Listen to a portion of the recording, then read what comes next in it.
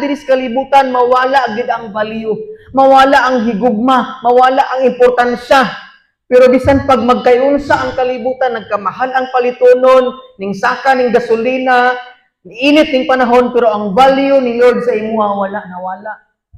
Tungod na ni Kristo nga gibuhat niya sa cross igsuon. Amen. Munang salamat gid sa Ginoo. Nagkatanaw kog video gapon ng gripos gapon kahilak og tanaw kay grabe gid kay ang gugma sa Ginoo igsuon. Nga ang gilansang sa iya nga lansang nga ingani katas katas amon siguro to or ingani bato basta gabaw siya nga lansang para inagtusok kuno sa tiil inagkuan kuno diri mas sakit siya kaayo. Hinumdumi nga dili ang lansang may nakapabili ni Kristo sa cross napabangtanan kun dili ang gugma niya sa ato ang kinabuhi daw nga naman valuable ta atubangan sa Ginoo. Kay moabot ang panahon igsuon nga gilahi ka ni Lord sa kalibutan, lahion na pud kaniya.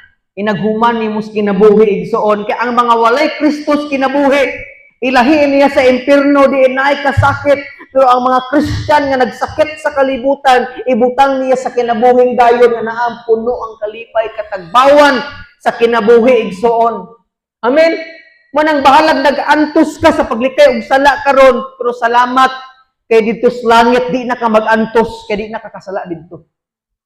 Lipay nakakanunay. Manang kapoy mahimong Kristiyan oy. Mahimong pastor kapoy. Kaya nga naman, ang imong una-una, pastor ka dapat magkinabuhi kang balaan. Kristiyan ka dapat good example ka. Kristiyan ka dapat di ka mamalikas. Kristiyan dapat di ka magsaway ang kapoy. Natanawan niya mong tapad, di kapoy na. Kapoy maminaw, kapoy mabasag Bible, kapoy magdevotional, kapoy mamatag sa iyo magampo, kapoy magtrabaho, kapoy tanan man. Kapoy mutukad aring babaw, mag-practice niya, maligo na lang ta dapat maglipay-lipay ta kay hapit na mabalik ang Ginoo, init ning panahon, kapoy kayo. Kapoy no? Kapoy matug sa mo. Magdamgo nga basta kapoy gud mga lagad sa Ginoo, pero salamat kining kakapoy nato igsuon. Dili tungod kay maayo ta, di tungod kay nag-antos ta sa sakripisyo, kundi si Kristong nag-antos sa ato.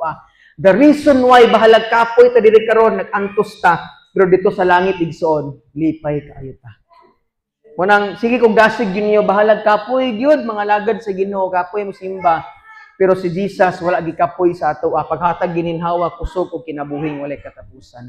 Munang dapat magkinabuhi tang balaan sa kanon, especially nagkadautan ang kalibutan karon.